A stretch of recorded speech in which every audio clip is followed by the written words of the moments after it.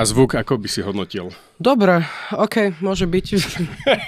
A podcast, akože myslíš, že odzvučenie všetko v poriadku? No jasné, superové. Aj tá akustika, to je... Že inak? No, to je super.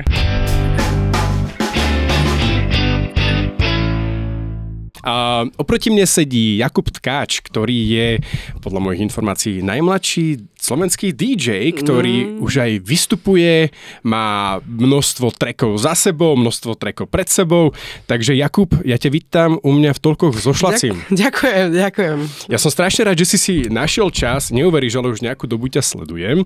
A sledujem ťa ďakujem mojej priateľke, ktorá vie, že ja milujem festivaly. Hej, milujem hudbu, milujem drum and bass. Tento rok mám za sebou. Ona hovorí, že sa nemám s čím chváliť, ale ja si myslím, že sa mám. Mám tento rok za sebou 6 festivalov a teda jeden z nich bol najväčší drum and bassový festival na svete.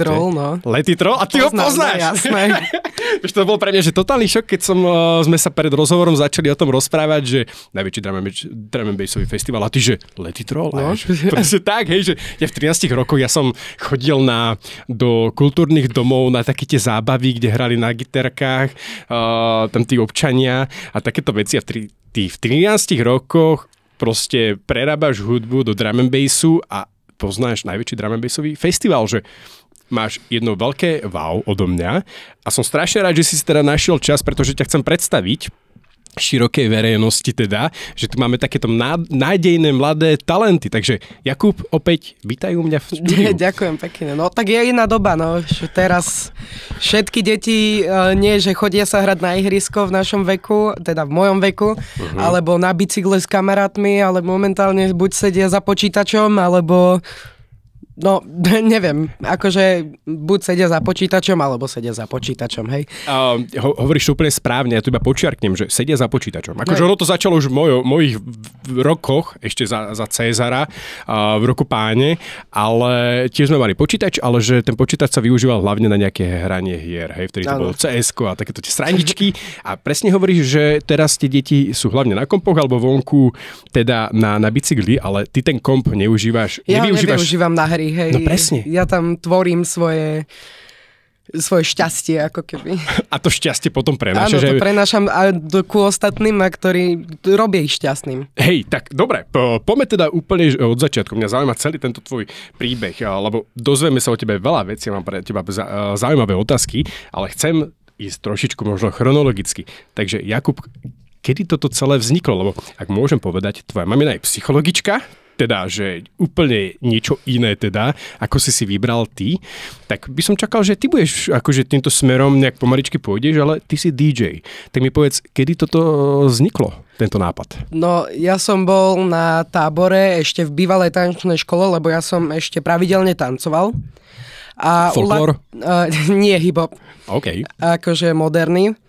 A chodil som ku Lacimu Strajkovi, no a tam on je DJ a na party, teda na letnom tábore sme mali party a je taký, že zaujalo ma to, že chcel som hrať, tak som dostal malý pult na Vianoce, ale potom som mal trošku menšiu pauzu. Koľko si mal rokov, prepáč?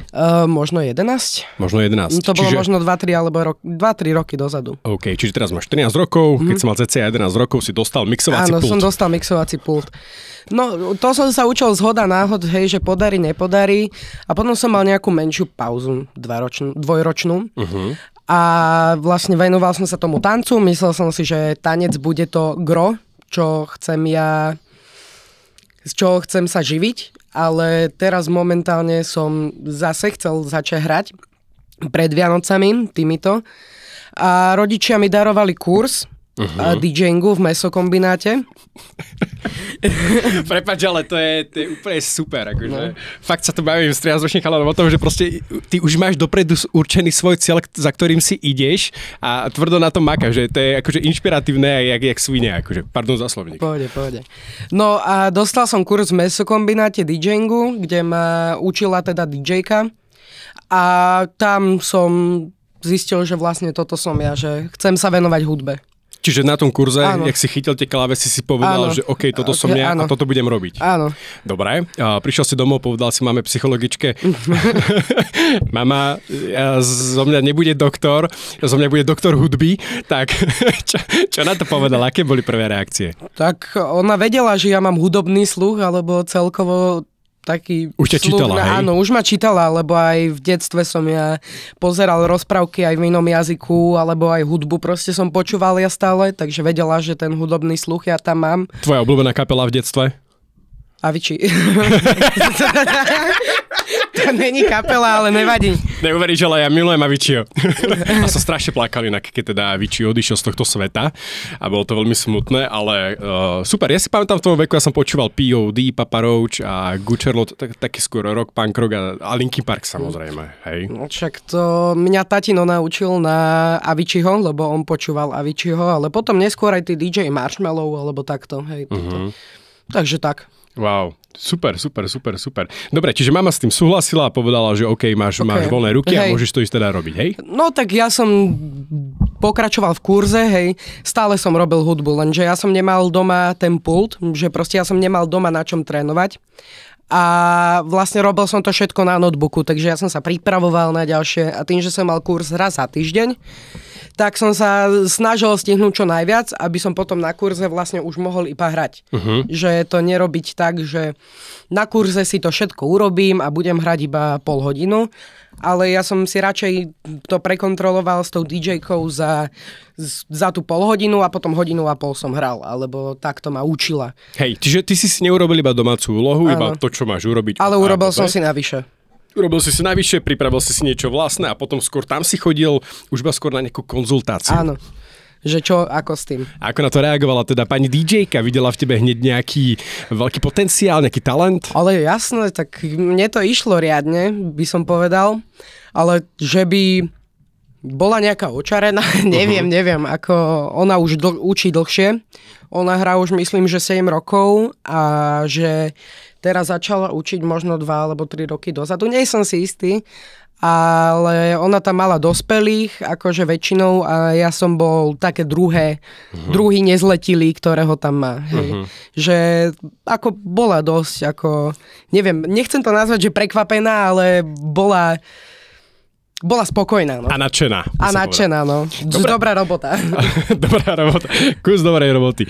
Úplne súhlasím. A OK, čiže máme tu rodinu, máme tu DJ-ského tvojho nejakého učiteľa a ako na to reagujú tvoji kamaráti? Lebo, jak si presne povedal už párkrát, že tí 13-roční teraz sú buď na bajku vonku, alebo drtia nejaké hry a väčšinou sa akože to tak aj sa zgrupujú a drtia tie hry spolu a tak ďalej, ale ja teba vidím samého za tým mixovacím pultom, čiže predstavujem si to tak, že ideš do školy, ideš na ten kurz a ideš domov zo školy a ideš mixovať. Čo na to tvoji kamoši? Kamaráti ma obdivujú, hej, a napríklad moja kamarátka zo školy, hej, shoutout Kika, a tak ona chodí na každú moju akciu napríklad, ktorú mám v Bratislave a podporuje ma a vždy ma fotí, točí, takže má plnú galériu mojich videí.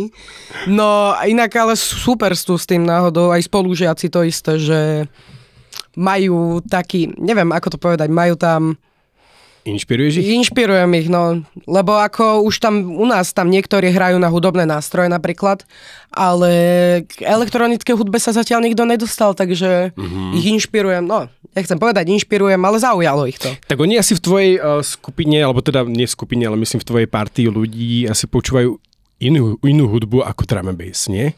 Niektorí. Ja som napríklad niekoho naučil na dramače. Napríklad Kiku. OK, tak Kiku pozdravujeme. Kiku pozdravujeme. OK, dobre. A ja už som sa tak trošku aj dozvedel, že ty nielen, že hráš doma teda, ale ty už chodíš reálne aj na stage. Áno. A pre tých ľudí. A máš 13 rokov, preto pripomeniem iba, tak sa ťa chcem spýtať, že kedy to bolo tvoje prvýkrát? Tak môj prvýkrát to bolo, že na Beach Bar Auto Show, tam ma pozval DJ Andy hrať, že môžeš si zahrať hoďku a tam to bolo prvýkrát, hej, len to bol zaujímavý príbeh celý ten Beach Bar. Počúvam. Lebo mne sa tam prehrial notebook tým, že ja som tam mal vlastnú konzolu, takže ja som po 5 minútach sa zbalil Takže nič z toho nebolo. Ja taký, že idem si aspoň užiť auta, lebo ja som strašný autičkár a takéto. Vysnené auto? BMW E36. Môže byť. Môže byť. A potom vlastne následne v behom 2 minút, čo som dohral, mi mamka odpadla z dehydratácie. Takže ju tam najväčšia vyplo. Faninka, ono sa to tak deje, že najväčšia faninka, keď príde na nejaký koncert, tak tam akože zvyknú odpadávať a toto tie jasná ukážka toho, že... Toto bolo z dehydratácie a tým, že mamina je po porážke, tak, tak som sa fakt začal bať. No a zdravotníkov sme volali a bola dehydratovaná, no. Jasno. A odohral si nakoniec ten koncert? Nie. Dobre, to si mal koľko rokov ešte raz? To bolo toto leto. Toto bolo toto leto. Dobre, ale odtedy si sa už teda niekam ďalej posunul. Áno. A už chodíš teda na ďalšie akcie hrávať. Je to tak? No, tak skúsme teda... tenkrát po druhé. Skúsme. Bol to Ostblok u nás v Bratislave a to ma pozvali chalani, že si poď zahrať hoďku, hej, že skús nejaké Deep alebo Liquidity Drum and Bass, ja taký, že dám vám tam pol hoďku, ja si potom idem svoje, hej? Jasne, že si musíš nastaviť už svoju latku. Takže som si zahral tú pol hodinu Deep, no a tým, že som zase si doniesol konzolu, ale notebook to tentokrát prežil, takže to prežil a odohral som super. On taký, že mi písal, že odhadujem, že príde tak možno 20 ľudí, že oni si to budú pri pivečku popíjať, teda počúvať hudbu pri pivečku a nakoniec sa tam stal strašný crowd, tam prišlo možno fakt 150 ľudí na mňa. To ja už keď som sa začal tam vybalovať a už som odohrával druhý track, tak tam zrazu nabehlo proste 70 ľudí. Wow. No ja iba poviem, že ty máš cez 25,000 followerov na Instagrame, takže už máš naozaj ten fanbase, ktorý už za tebou pôjde. Aj keby aj 10% iba za tebou príde, tak je to stále veľké množstvo ľudí a už ťa dokonca aj môžu na tých akciách vidieť, takže ja si myslím, že ten počet bude iba narastať, len teda musíš pri tom samozrejme ostať a tvrdo makať a tak ďalej. Samozrejme školu nedávať na bok, hej, ale robiť to, čo ťa baví. No super, a čo ťa baví akože najviac, keď si za tým mixovacím pultom a vidíš všetkých tých ľudí, ako sú tam, baví ťa viac akože mixovať tú hudbu, alebo ťa skôr baví sa pozerať na tých ľudí, ako proste si užívajú ten tvoj vibe, ktorý z teba ide? Tak DJ je DJ až vtedy, keď má ľudí pri sebe a že vidia, že sa naozaj bavia. Ale je to tak 50/50, lebo ja aj napríklad doma sám rád trénujem, hej, že akože ma to baví. No a inak aj to publikum ma baví, hej, aj sami ten mixing, hej, že to ma tak naplňa. Cítiš aj nejakú takú tú nervozitu, že tam prídeš na to pódium a už, alebo teda, na ten stage a vidíš, že ľudia tam už na teba čakajú a začína tam takéto napätie. Tak. Jaké sú tvoje pocity? Lebo veľa ľudí hovorí, to je ako keby, keď idú do klietky bojovať, teraz bol aj Octagon, že ako keby vtedy ten ich svet vypne, nepočujú nič, čo sa okolo nich deje a sú iba zafokusovaní na ten svoj, na to svojho fightera, ale ty samozrejme teda na ten svoj mixovací pult. Prežívaš pri tom nejaký taký zvláštny adrenalín? No, však stresy, alebo ja neviem, tréma skôr by som to nazval, lebo každý má trému, keď proste ide vystupovať pred 500 ľuďmi, alebo takto, hej, že proste nestane sa tak, že že úplná pohoda. Akože odohrám prvý drop, alebo prvé 2 dropy a už je to úplne ideálne, to už som vyčilovaný a idem si svoje... Ale doslova vyčilované. Keď pozerám tie tvoje videjka, to je super. Ty si tam ešte to sám odmoderuješ a ešte proste vidím, jak to chytáš proste tú hudbu, tak to je akože, to je úplne krásne, že ja práve milujem takýchto ľudí, ktorí dokážu tú hudbu, že absolútne sa s ňou nasítiť a s ňou existovať, lebo tá hudba nám dokáže urobiť totálny myšung s tou hlavou. Stal sa ti už aj nejaký trapas možno na tom stage? No tak stal sa mi ten beach bar, to bol... A tak to není trapas, to je žiaľ sa stane. No to je žiaľ sa stane, ale napríklad aj ja som bol... Aj mamina v pohode, prepáč. Áno, je. Je v pohode.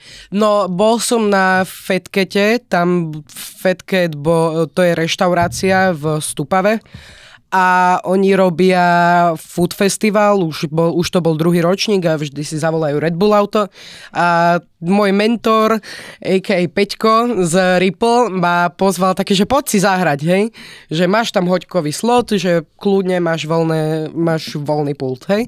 Ja taký, že super, že zobral ma tam. Ja som si zobral USBčka, mal som našťastie, že 2. a kúpil som si ešte deň predtým nové USBčko, hej, len ja som ho zabudol preformátovať, aby sa mi to tam normálne uložilo. Ja som mal šťastie, že ja som mal ešte to druhé USBčko, kde boli všetky tracky, akože nebol tam zostavený ten playlist, takže som musel hrať freestyle, čo som ja ešte v tú dobu, v lete nevedel, hej. Teraz momentálne hrám freestyle furt, hej, buď doma, buď vonku, tak... Cítiš sa pri tom najlepšie, alebo ideš spontánne podľa energie, ktorá tam je? Je to väčší adrenalín, takže, a tým, že ja adrenalín milujem, tak to je úplne ideálne. No, takže sa mi neexportol playlist, takže som musel ísť freestyle. A jak to vyšlo nakoniec? Dobre, nakoniec, akože bolo to fajn, no. Ono veľakrát to dokáže inak vypaliť oveľa lepšie dokonca, alebo vychádza z tých pocitov, ktoré práve prežívaš tam, hej? A to ti dokáže dať akože ten crowd, tí ľudia a to všetko ti dokáže dať tak strašne veľa energie a tej inšpirácie, že tie najlepšie veci dáš ako keby na ostro, hej? A tie tréningy doma, keď trénuješ, predpokladám, doma so sluchatkami na ušiach? Nie, asi nie. Normálne s reprakou. Ja mám takú CD väžu, by som povedal. Aha. A mám to cez cinče napojené do pultu, takže ja si idem normálne cez repraky. Takže nech počujú susedia, nech počuje mamka. A susedia, jak to teraz zvládajú? Neviem, bývam v byte, či bývam v dome, takže... Ježišmaria, tak potom zahojený chalan. No. Tak potom to je úplne niečo iné. Wow. A dobre, a teda ako často a koľko trénuješ? Koľko hodín denne? Približne tak 2 hoďky denne. Každý jeden deň? Nepovedal by som to, že každý jeden deň, ale niekedy to je aj menej. Napríklad polhoďku si zahrám, keď mám čas, alebo potrebujem sa odreagovať od školy napríklad. Alebo po kostole? Nechodím do kostola. Sa ti nepáči tam hudba, čo tam hrajú, že? Nie. No a približne tak dokopy týždenne tak 7 hodín nahrám. To je dosť slušné. A máš teda aj nejaký vzor, hovoríš, že si začínal s tým, teda, že si počúval Aviciiho, obľúbený songtrack od neho? Nepamätám si, dlho som ho nepočúval, takže... Hej, a kto je teraz taký ten tvoj vzor? Subfocus napríklad. Tento rok som ho videl 2-krát. Hej. Dimension, alebo ešte Peťko z Ripple. Celkovo akože skupina Ripple. Wilkinson. Ako? A Wilkinson? Nie? Neviem, nepočúvam moc. Aha, skús niekedy možno aj Wilkinson, tiež veľmi dobrý. DJ. Ja áno, viem, no, dobre. Viem, ako idem. Hrávam ho. Alebo ešte Andromedic. Ešte aj od neho dosť hrávam. A tak, no, neviem. Akože mám ich určite viac, ale teraz si takto na šupu nespomeniem. Hej. No ja som väčšinu z nich aj videl tento rok inak, lebo akože keď sú tie letné festivály, tak akože tam hlavne vyhľadávame teda tie stage, kde hrá ten drum and bass a je to úplne úžasné. Aj tí ľudia, ktorí tam chodia na ten drum and bass, sú proste úplne že nadšení z tej hudby a sú to strašne verní ľudia. Ja som aj dokonca teraz, jak som bol na tom Lierku, na tom Let It Roll, som sa tam zoznámil s bandou ľudí, pozdravujem ich, a úplne proste všetci zamilovaní do toho drum and bassu, že oni tie svoje životy, čo žijú, každý robí niečo iné, ale na konci dňa sa stretnú práve v tom nejakom strede, ktorý je drum and bass. Áno. Však každý človek by si podľa mňa mal zažiť akože Let It Roll. Buď máš 30, 60, 20, to je jedno. Ale raz prídeš na Let It Roll, alebo budeš počuť kvalitné dramače, zamiluješ si. Ty si inak bol? Nebol, ale plánujem. Hej. Je to dokonalé, je to naozaj úžasné. My sme boli tento rok, že v Stane, aj pršalo a toto všetko, ale presne, že sme sa vydali k tým stageom a ty si šiel, že zo stageu do stageu a v každom proste hral perfektný drum and bass a tá hudba bola, že a tí ľudia a to všetko, že to, keď sa sklbí dokopy, tak je to že úplne nádherné, takže milujem. Ty ideš do A4, čo bude Dimension teraz? Bol som pozvaný, ale priznám sa, že ja potrebujem teraz skôr Nepál, pôjdem do Nepálu trekovať, budem tam iba chodiť úplnom tichu a stane sa možno zo mňa mních, pretože ja mám za sebou, ako hovorím, zo pár festivalov, takže potrebujem teraz skôr takú, skôr kľud na duši. Ale ty ideš, predpokladám. Neviem, uvidím, možno tam ja budem mať nejaký warm-up, alebo to organizujeme my ako Pulsation, tým, že ja som súčasťou Pulsation. Takže my robíme aj šavko. Teraz, čo bude inak, 11.10. nezabudnite, čo bude v sobotu. Máme šavko, takže dojdite, budú super dramače. Ja tam hrám už od 1, takže vidíme sa pri dobrých dramačoch, no. Milujem. Perfekt. Dobre, ako to je u teba s takou inšpiráciou, že keď teraz ideš tvoriť, si kreatívny chalan, tá kreatíva, ja to poznám až z môjho zase remesla, zase ale skôr z videa, tá kreativita je niekedy, že máš šnúru kreatívnu, ale potom sa môže stať, že buď trošku vyhoríš, alebo proste nemáš tú pravú múzu. A máš ty nejaké triky na toto? Alebo zatiaľ to úplne obchádza? Triky práve, že nie. Akože určite sa mi stane také, že jeden týždeň, že pravidelne chcem hrať každý deň. A potom je také, že sa do toho 3 dní nepozriem a kašlem na to. A iba počúvaš tedy hudbu. Hej. Mm-hmm. A počúvaš aj niečo inak, ako ten drum and bass? Tak bassline, tech house a ja som strašne zvláštny, ja počúvam aj hardtech, techno, ja si idem tvrdé štýly, všetko. Alebo dokonca aj československú scénu ja si idem, ako je Milión plus, Separ a takýto. OK. Výborne. Aj ťa napadlo možno im niečo ponúknuť, že by si im nejak zmixoval ich hudbu a im to poslal, že ahoj Separ, že toto som urobil pre teba, že nechcel by si spoluprácu? Niekedy v budúcnosti možno, len tým, že zatiaľ ešte nejsom producent a netvorím hudbu, tak by sa mi to, neviem, že nepodarilo. Ale určite v budúcnosti, hej, môžem navrhnúť, lebo aj Osťo ma sleduje Hype Man. Neviem, či poznáš. Poznám Osťa, jasné. No, ako nie osobne, ale viem, kto to je samozrejme. Tak možno by som aj niečo mohol. Ja myslím, že je ten správny čas, hej, takže kľudne sa toho neboj, vyskúšaj a možno motika vystrelí, ako sa hovorí, a zase títo veľkí áčkoví hudobníci na Slovensku aj mimo teda Slovenska si myslím, že len uvítajú práve takýto fresh vzduch do svojich songov a trackov, takže vieš, ako sa hovorí, odvážny praje, čo? Niečo. Perfekt. Ty si inak celkom aktívny aj na tých sociálnych sieťach, som si všimol teda. Hovorím, že tam máš cez 25 000. Ešte nedávno to bolo nejakých 10 000, čiže akože celkom rýchlo rastieš. A pred rozhovorom, teda prezradím, ak môžem, sme sa aj bavili teda, že o tom, že ako pridávaš veci a tak ďalej. Ty tam máš vlastne už nastavený nejaký harmonogram, že pravidelne tam pridávaš nejaký obsah. Ako si na toto celé prišiel? Však ten nové manažment sociálnej siete. Neviem, ja som proste pridával tam videá buď z DJ roomu, čo máme v mesokombináte, ako sú tie double dropy alebo mashupy. Potom som tam následne začal pridávať také, že ako sú napríklad reklamy, čo mám teraz spoluprácu aj s Razer, alebo aj s firmou Eldrap, ktorá mi robí custom trička, takže ja mám vlastný merch DJ Moto, ktorý není predajný, takže iba pár kusov na svete, ktorý mám iba ja a moja rodina. Akože sorry, ale občas mi sem nejaký, akože môj respondent priniesie nejaký darček a ty si mi nepriniesol tvoj merch. Nestihol prísť. Vyrábajú to až na východe ďaleko, takže... Rozumiem.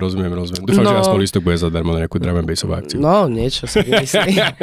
Dobre. No a potom som vlastne následne aj začal také, že pozvánky, ako sú na akcie.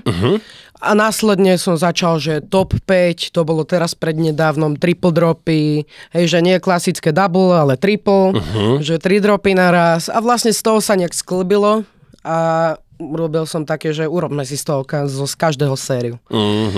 A baví ťa viac sa starať o tie sociálne siete, lebo to teraz akože hlavne baví mladú generáciu byť content kreator, hej, a teda plniť sociálne siete rôznym obsahom, alebo skôr ten stále DJing?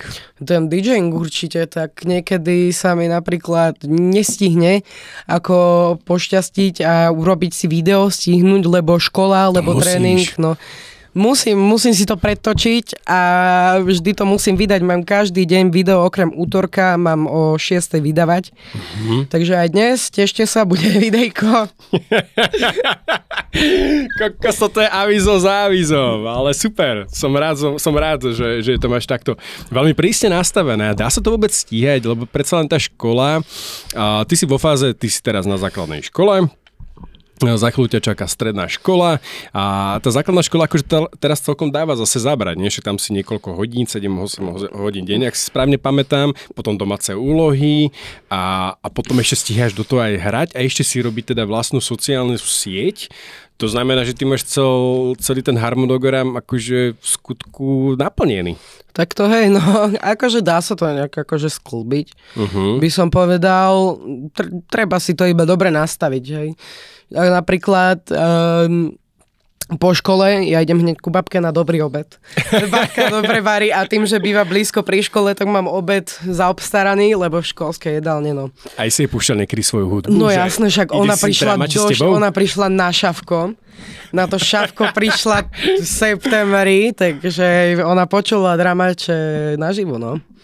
A čo na to povedala? A že páči sa je to, že mi to svedčí za pultom. Výborne.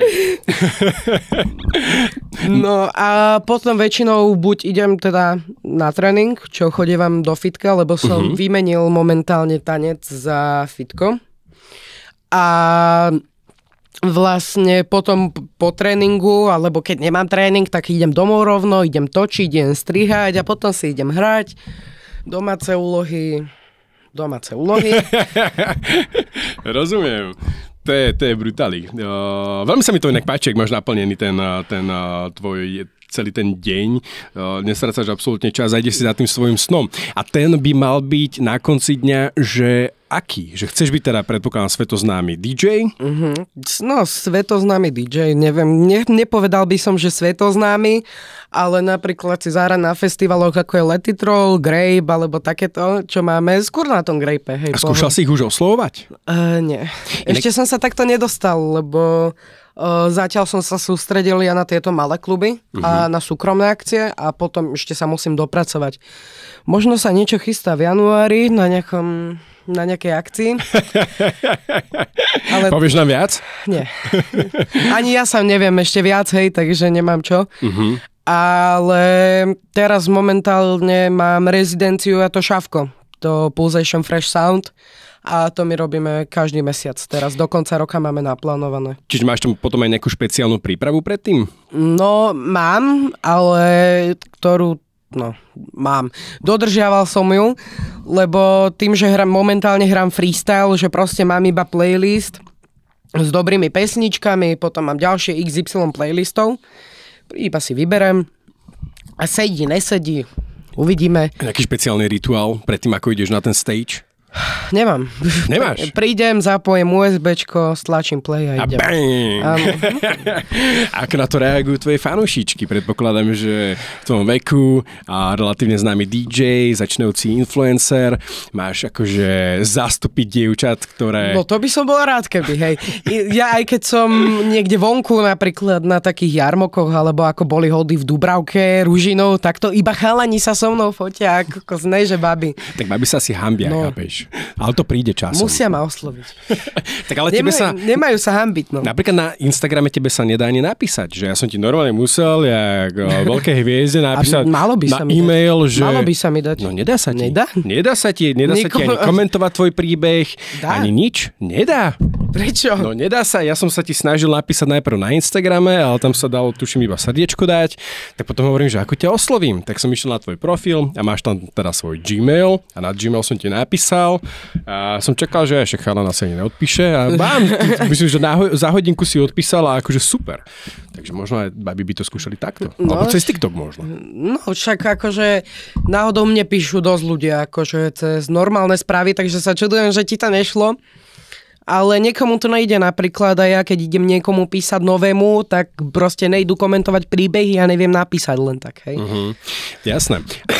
No budeme sa na teba veľmi tešiť, keď budeš teda hrať aj na tých veľkých festivaloch. Ja si myslím, že je veľká šanca, že sa tam dostaneš, pretože už teraz v týchto skorých rokoch válíš teda, jak sa povie. A ja by som ťa možno chcel iba teda poprosiť, že by si povedal teda s rovesníkom a ľuďom, ktorí si nevedia alebo nechcú ísť úplne za svojimi snami, tak čo by si im možno ty ako chalánko, ktorý už vo svojich 11 rokoch zistil, čo vlastne chce robiť, čo by si im odkázal? Tak nesrácajte nádej za každým, keď spadnete na hubu, tak sa proste postavte, oprašte sa a choďte ďalej, lebo tak toto nikam nedotiahnete, že budete po prvom páde to vzdáte a nikam sa nedopracujete. aj v tom DJingu veľakrát sa mi nepodaril double drop, hej, alebo prechod, alebo hocičo, ale som tu a kúknite, kam som sa dostal. Takže určite nestrácať nádej a byť sám sebou. Jakub Tkáč, a.k.a. DJ Moto. Ďakujem ešte raz, že si našiel čas. Ďakujem aj ja.